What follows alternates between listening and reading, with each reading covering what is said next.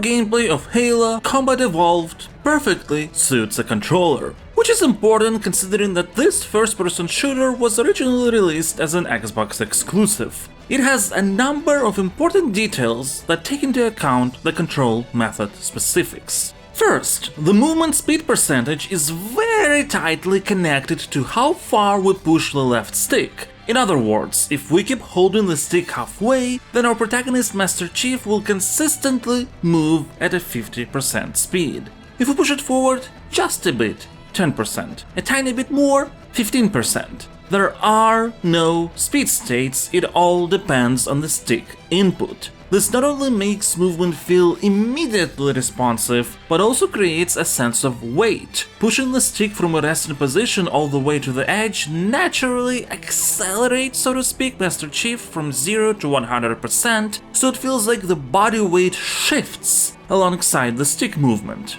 But there's also the right stick controlling the camera with a bunch of tricks that make precise targeting on such an imprecise tool as an analog stick comfortable.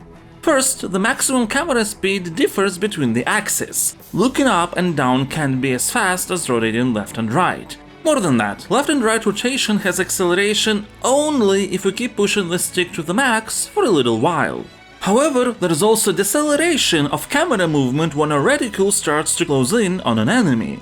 It is pretty soft, as if we keep pushing the camera stick to the max, even if it hasn't been accelerated yet, the game understands that we're not looking at a target we're interested in, or maybe would like to do another action like retreat, so it doesn't try to hinder our intentions. But if we do start making stick modifications indicating that we in fact want to target that enemy, then the camera speed is going to gradually decrease relative to how it would normally act. Which is important in conjunction with Halo's soft auto-aim. Once the reticule stabilizes on a target, it will start following it.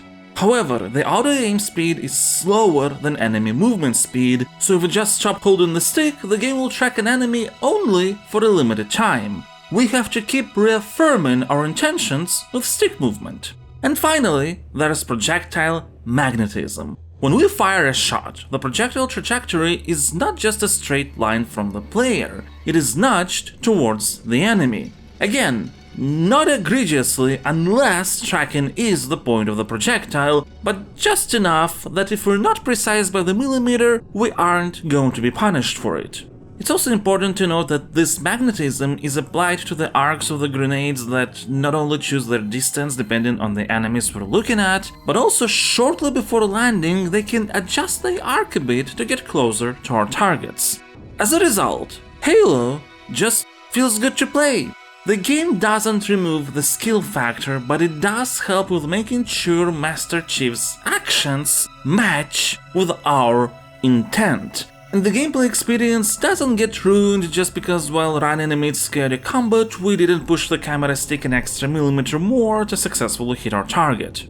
Now, good controls in a first-person shooter are of course a must, but they'd be worthless without great guns, and Halo has got those too.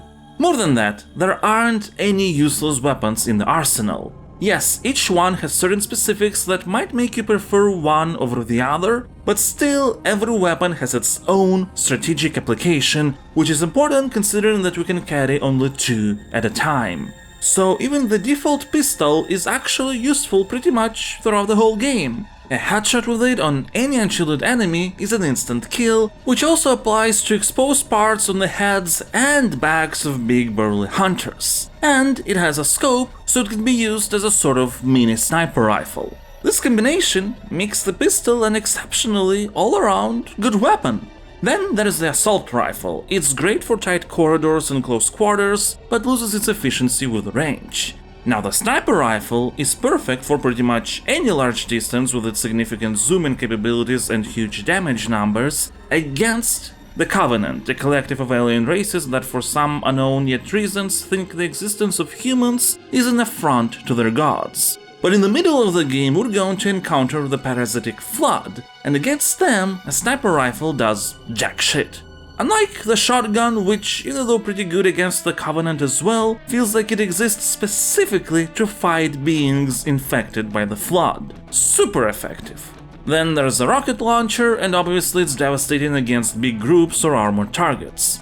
Now, all this is part of the human arsenal defined by weapons requiring reloading of projectiles. There is also the Covenant guns that you can pick up from their dead bodies. Most of them are weapons that consume energy with no way for us to recharge it, so they're constantly discarded in favor of new ones. The plasma pistol and rifle are really good against shields, but also the pistol can be charged up for a strong homing shot, while being hit repeatedly by the plasma rifle can stun enemies for a bit. The only Covenant weapon with projectiles is the Needler, which fires, well, needles. Homing needles to be exact, that explode after some time passes or there is enough of them attached to a body. In a fight against a group, this is not the most effective weapon. However, if you're against, let's say, somebody like a sword-wielding elite, and swords can kill Master Chief in one hit, focused fire with the Needler is very effective. There is no single weapon that you can just rely on consistently throughout the entirety of the game. Even the human pistol. Yes, it's very effective, but it requires bullets, and sometimes there are none to find, so you either have to save it for when you think it's going to be more efficient, or discard in favor of something that might not be as good overall, but better for the current situation. Even grenades have different uses. The human fragmentation grenades explode with a larger radius than the Covenant plasma ones, but plasma grenades can get stuck on the enemy's body. Not only is that a guaranteed kill of whoever the grenade is attached to, but the panicked Covenant might run right into the midst of their allies. Which leads us to the third aspect of what makes Halo fun to play on a core level: the enemy AI. Halo understands that players don't actually need AI to be smart, it just has to feel that way. And to achieve this, Halo focuses on three facets: different behavior styles for various enemy types, readability of actions, and fairness. Each race of the Covenant will behave differently in combat. Grunts are numerous but easy to scare. If somebody superior is going to get killed, they will start aimlessly running around. And for readability purposes, they're gonna do that with a very noticeable animation, so it will be extremely clear that this is a reaction to your actions, and not that they just start to choose random directions and that's it. Elites are going to run behind cover when they feel threatened at low HP, go into melee if we're close, sometimes one or two of them are going to try and flank us. Unlike Jackals, who tend to be very straightforward in their pathing, but that's because they've got a shield, which they'll hide behind when shot at. However, should their shield be disabled, they too will try to retreat. If we don't kill them first, as without protection, Jackals are quite squishy. And then there's Hunters, those always come in pairs, and that's one of the aspects that makes them memorable, since they try to work as a team and attack from different sides. At times they'll try to charge into melee, especially after their partner dies, they get particularly angry then. Now, obviously, no AI is just simple in terms of implementation, but conceptually, these are not some complex, super smart behavior patterns, but they're memorable and readable, and also provide a huge contrast to the parasitic flood that just tries to stupidly swarm and overwhelm with numbers. Now those are threatening, but dumb. Kind of like zombies, and through this contrast it feels like the Covenant were actually intelligent creatures whose minds were sapped. The aspect of fairness is fairly straightforward, the Covenant don't cheat. If we hide behind a wall, they will only remember our last known position, leading to potential flanking opportunities. If combat hasn't been initiated yet, there is a very simple and straightforward stealth system in place. Using melee attack on unsuspecting enemies from behind is going to kill them in one hit. This has limited uses, but feels nice in rooms where that's a possibility. And, there is no arbitrary mandatory stealth segments, so failing any kind of stealth transforms into satisfying combat, which is the whole point of the game anyway. Now, while it is pretty awesome that Halo just feels great to play on a core, intrinsic level, I have to admit that the game's level design often leaves much to be desired, and that can become a problem.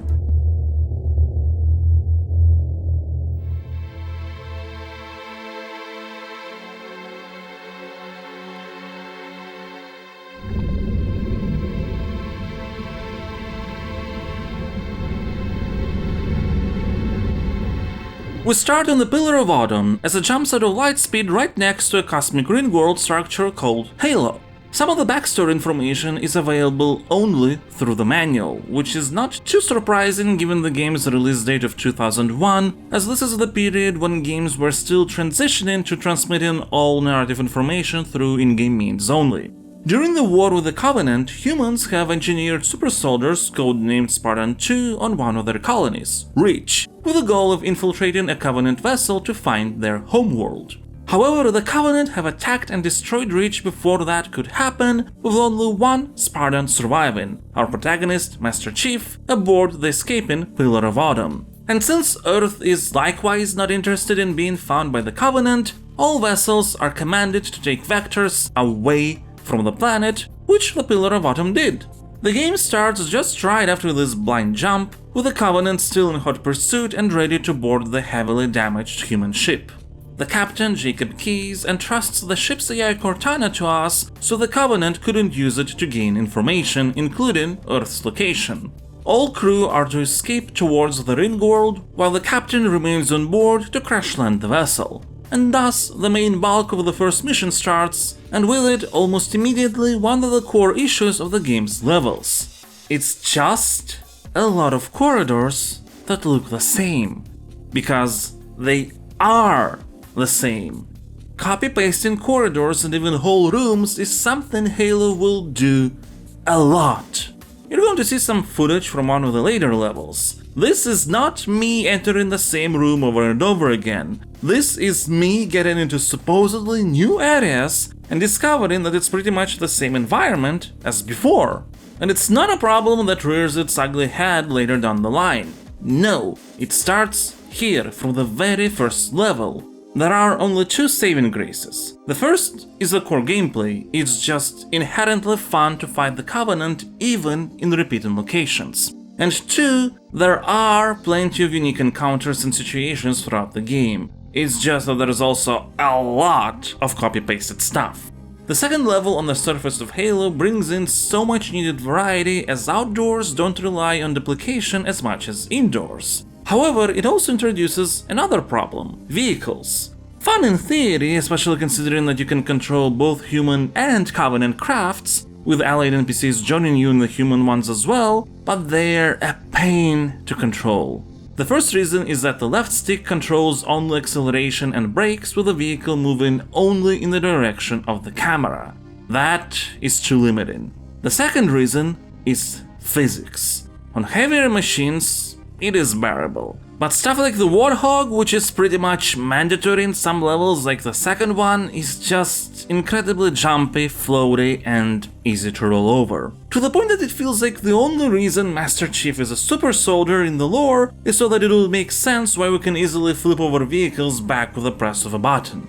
After rescuing scattered survivors, we learn that Captain Keyes was captured by the Covenant and is held on their cruiser called Truth and Reconciliation. So we mount an escape attempt in what would be one of the best levels in the entire game. The reason is simple: it's mostly an outdoor level, meaning lack of copy-paste reuse, but it also is a fully on-foot level, meaning we don't have to torture ourselves with Warthog controls or anything. And the encounter setup is interesting given the fact that the enemy Covenant are unaware of our approach, and we can use the sniper rifle to take out some of them before open combat ensues. Given the fact that there are also some turrets that are mountable not only by enemies but us as well, there are multiple tactical opportunities to explore. For the second part of the level, we beam up onto Truth and Reconciliation. Now, here once again there are a bunch of copy-pasted corridors. However, luckily, there's not that many of them, and some really cool combat arenas like the hangar bay and the ship's bridge are thrown into the mix. Rescuing Keyes is the moment that clearly separates the quality of Halo's world building, which is pretty good, and the quality of actual writing and characterization, which is not. So Keyes learns that this ring world is called Halo and that the Covenant believe it to be a super weapon. While useful information for setting up a future twist, the captain learned this by overhearing the Covenant guards talking about it, right next to a high-ranking prisoner, in a language he understands. I mean, come on. I also want to note here that level subchapters in Halo have different subtitles, and the subtitle of the part where we escape Truth and Reconciliation with Keyes is worthy of note not only because it is funny, but also because it's one of the few moments when Halo's writing evokes genuine emotions, not just transmission of information. And look, I'm not saying that to be engaging, characters have to be constantly joking caricatures. Of course not, and I really dislike it when games think that's the only way to make personalities relatable. But seriousness also comes in different flavors, and in Halo it's pretty much dry. For example, we've already spent a considerable amount of time with Cortana by this point, who has been transferred to Master Chief's helmet, and yet there's barely any connection forming. All points of conversation are just to transmit information.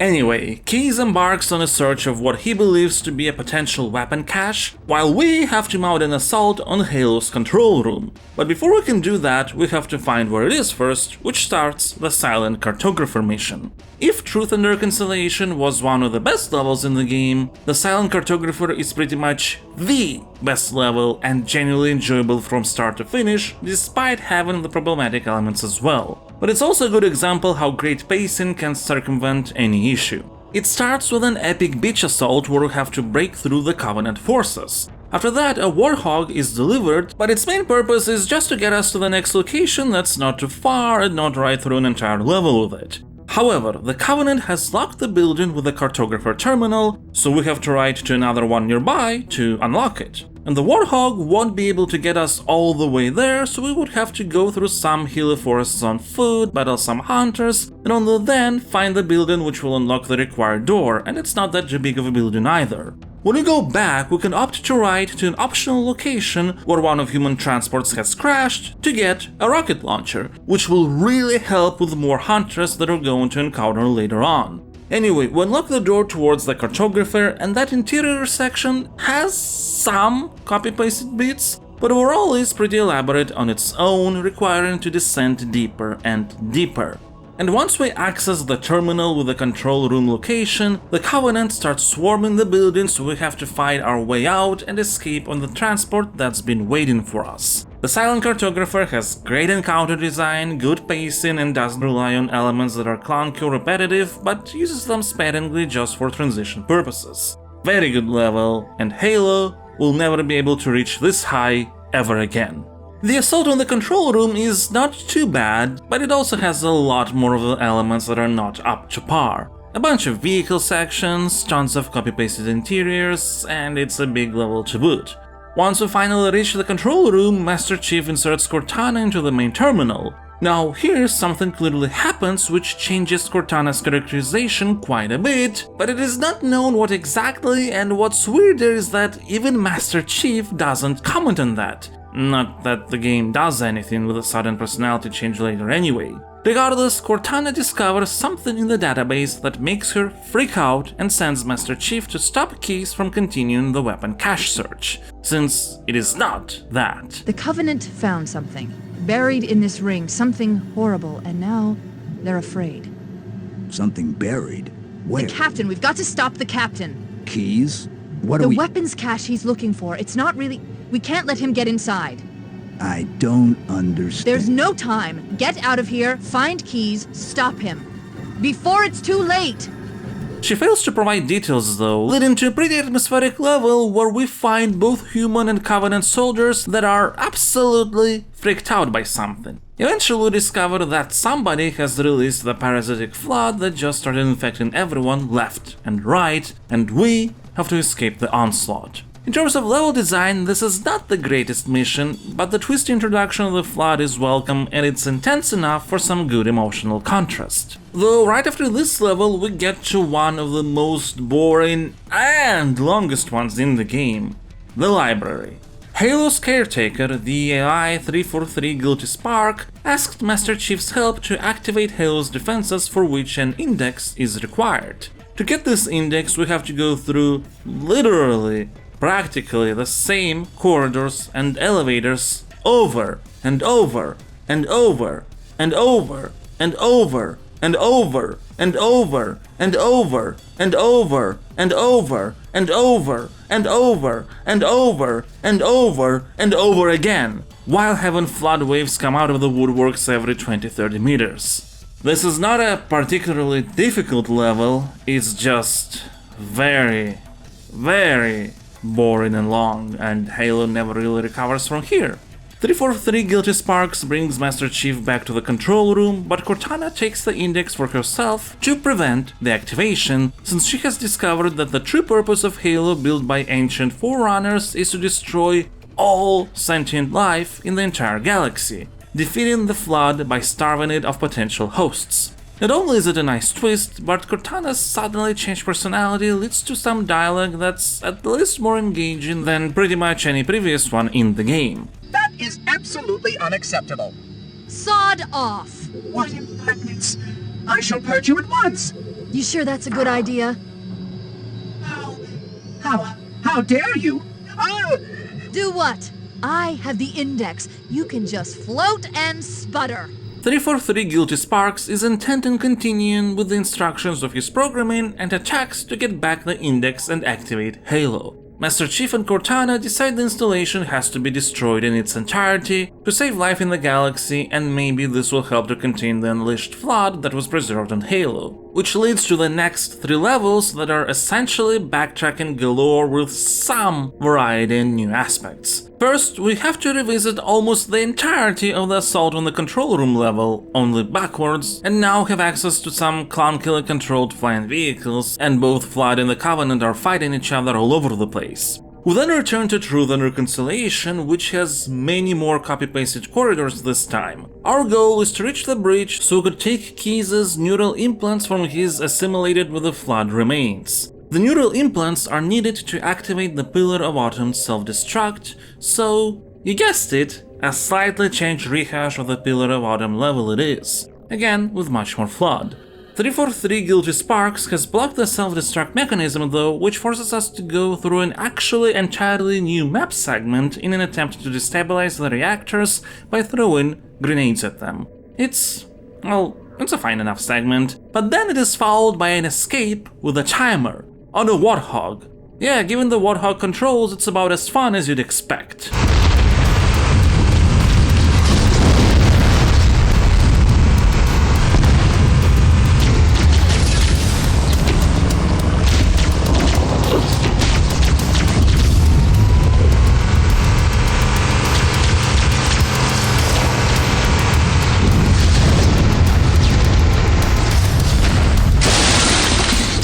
Regardless, Master Chief and Cortana manage to escape on a transport ship. Cortana hopes that this necessary drastic action is going to mark the end of the Flood, but Master Chief, in a sequel hook line, says they are only getting started.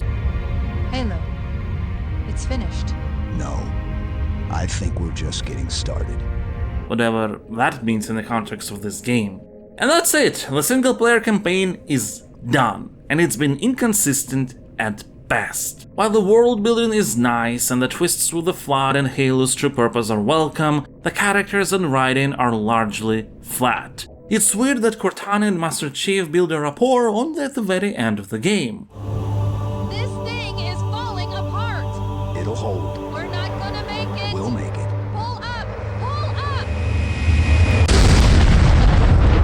You did that on purpose, didn't you?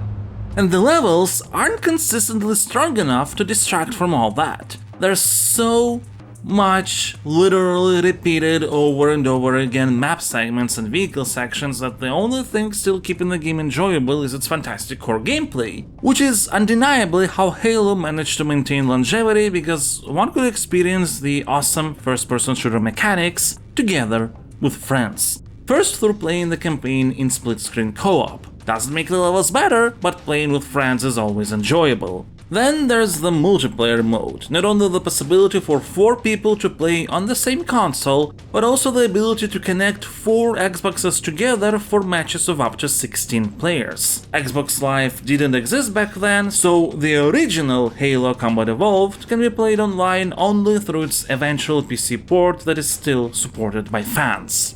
And look, there is not much to say about the multiplayer. With its solid collection of 10 maps across 5 gameplay modes, it's perhaps on the basic side, but when the core gameplay is as polished as it is in Halo, basic multiplayer is all that's needed for some fun. So, I think it is time to score Halo Combat Evolved with my Stasocritic rating system.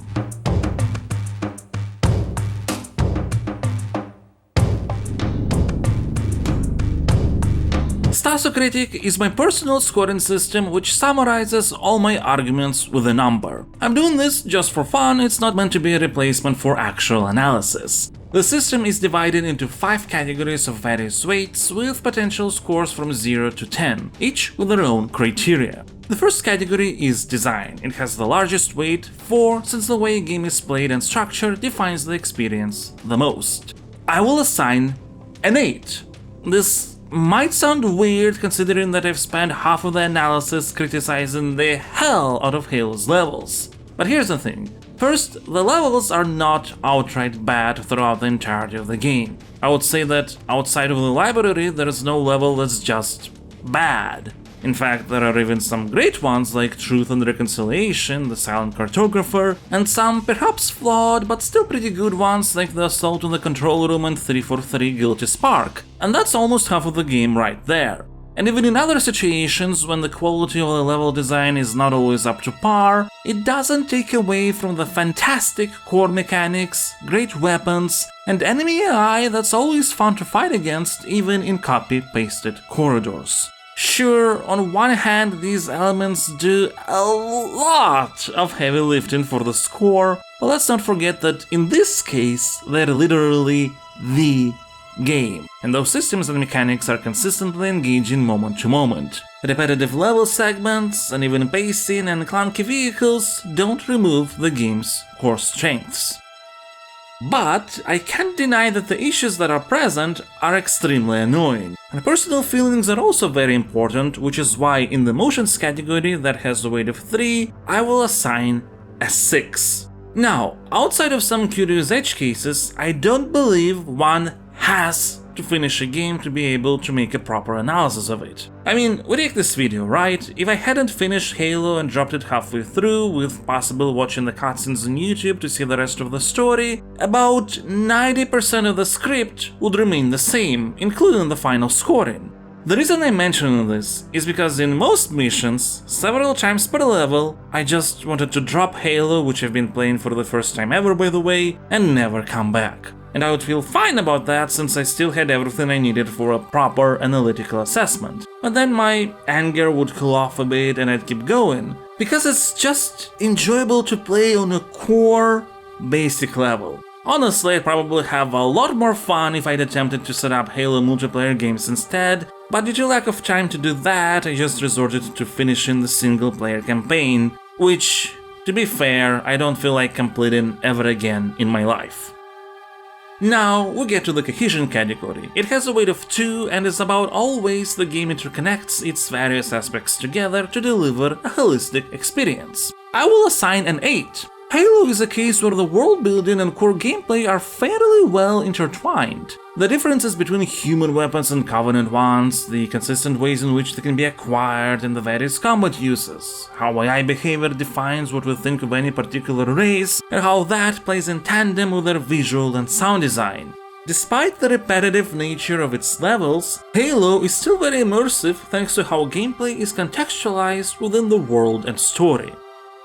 But when it comes to the context category, that's actually all about world building, characters, writing, and everything else that relates to context on its own, I will have to assign a 6. The plot structure makes sense, the progression is good, and as I said before, the world building works. That's enough to keep Halo enjoyable in this regard, and the characters and writing are pretty weak, though at least not outright horrible.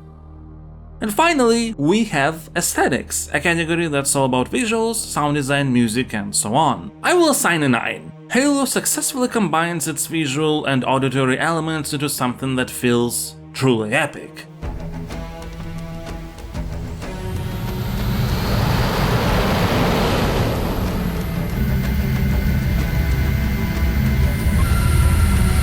The Covenant believe that what they call the Silent Cartographer somewhere under this island. The cartographer is a map room that will lead us to Halo's control center. The island has multiple structures and installations. One of them contains the map room. We're approaching the LZ. It's gonna be hot. Get them to come out quick. Touchdown! Hit it, Marine!